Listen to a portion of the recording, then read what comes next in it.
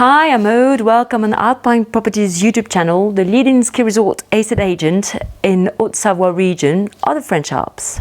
In this video, I'm going to answer the question, what are the hidden costs when selling a property?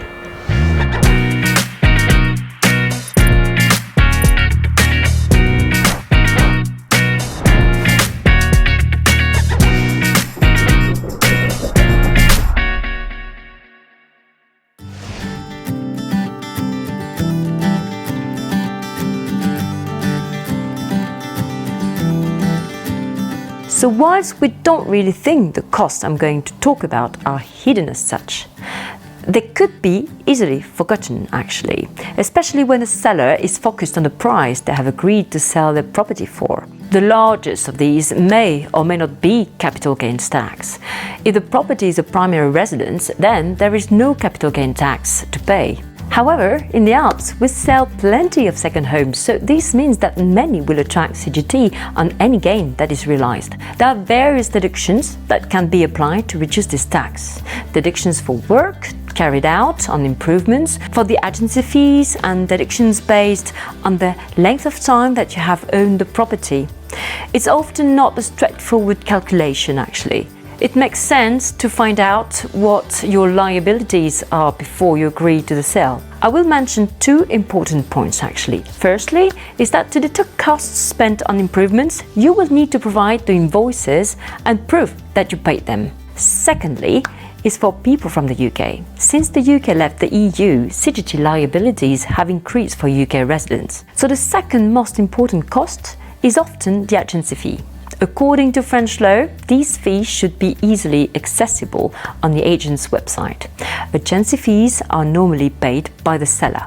However, this is not always the case. Occasionally, they can be shared between the buyer and the seller, or paid entirely by the buyer. However, whatever happens, they are taken off the price agreed for the property.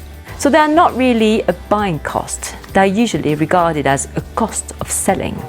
Some search agents work for a commission that is added to the agreed price. This type of agent is fairly rare, and they should always make their fees clear from the start with a written and signed contract. So after engaging an agent, you may be advised your property needs some tidying, decluttering, cleaning or updating.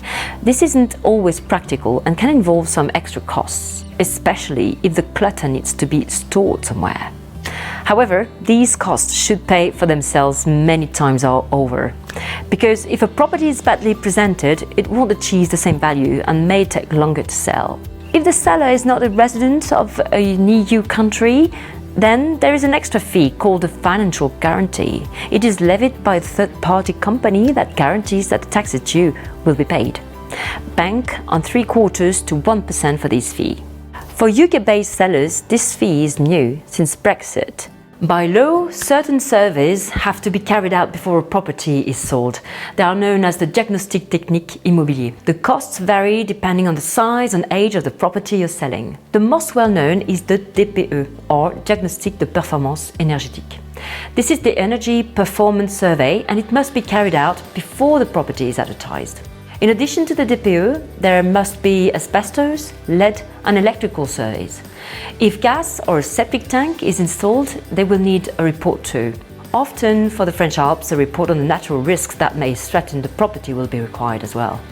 In certain areas of France, a termite survey will be needed. The full name of this survey is État des risques parasitaires. This is not generally required in the Alps yet. So all of these surveys can add up, anything from €100 to more than €1,000, depending on the size of the property and what is required.